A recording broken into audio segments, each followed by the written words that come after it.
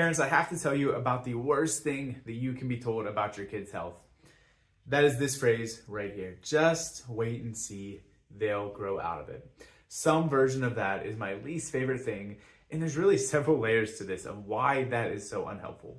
And we could talk about this from several different age ranges, whether that's really young little babies or older as kids grow.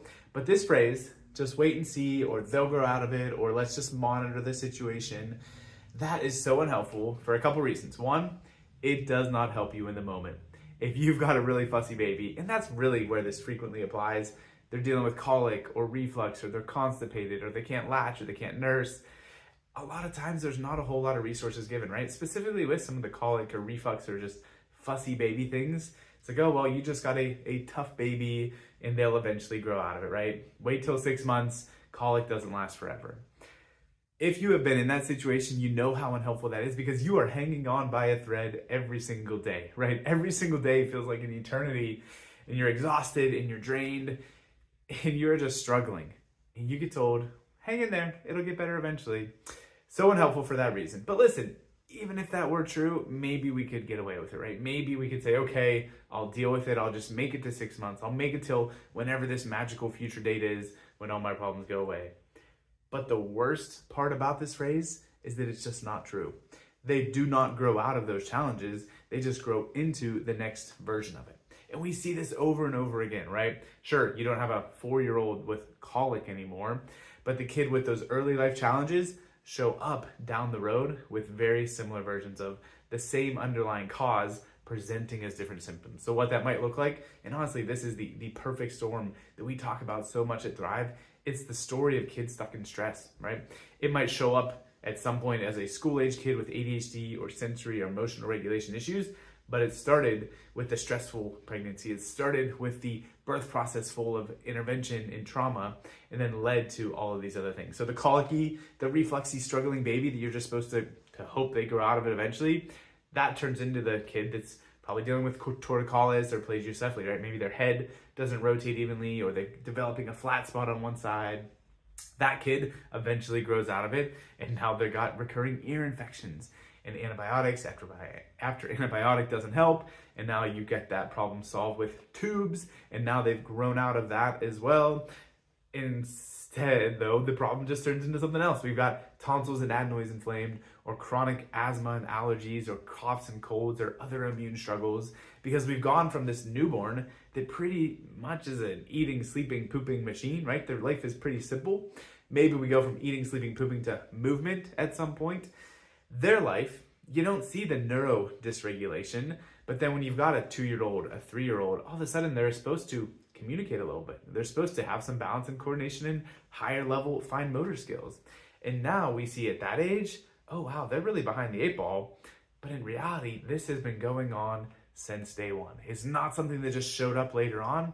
It's something that we can trace the dots behind the scenes from that early start of life, because it's the same underlying cause. It's a nervous system. It's that optimal neurological development that gets thrown off course, gets stuck in stress, gets stuck in fight or flight, and then gets just focused elsewhere, right? If your nervous system is living in a survival mode, you don't really care about proper digestion. You don't really care about your immune system doing what it's designed to do. You don't really care about these higher level cognitive brain functions that need to take place down the road, because you just think you have to make it through that day-to-day process. So we see over and over and over again the kids that are coming in later in life in that school age time frame, or as teenagers dealing with really heavy neuroregulation challenges, they often had this same start to life. And I can't tell you how many kids, how many parents we've sat down with, even just this week doing our Perfect Storm workshop last Thursday night. The parents there were just nodding and their minds were blown, because it's like we were telling their kid's story even though we had never met before, even though we didn't know them and didn't know what their journey looked like.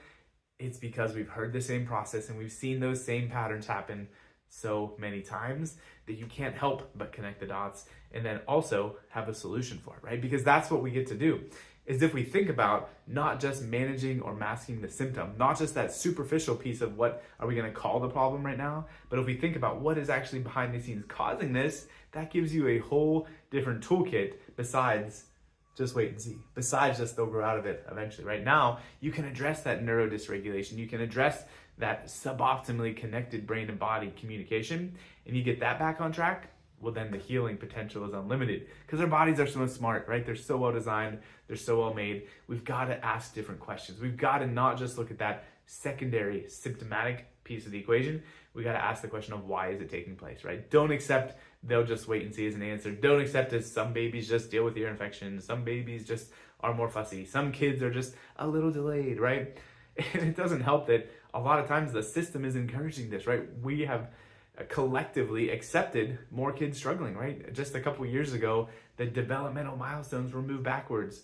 Walking and talking were delayed 6 months from where they've been for decades. And crawling, a huge neurodevelopmental, neuromotor milestone, was just completely eliminated as a necessary piece of development. It's the perfect example of so many kids struggling becoming common that it's just accepted as normal. Common versus normal are not the same thing. And we're not willing to accept that just because we've got more kids dealing with challenges means that it's okay, means that it's normal, and means that we should just accept it and just hopefully wait and see until they grow out of it.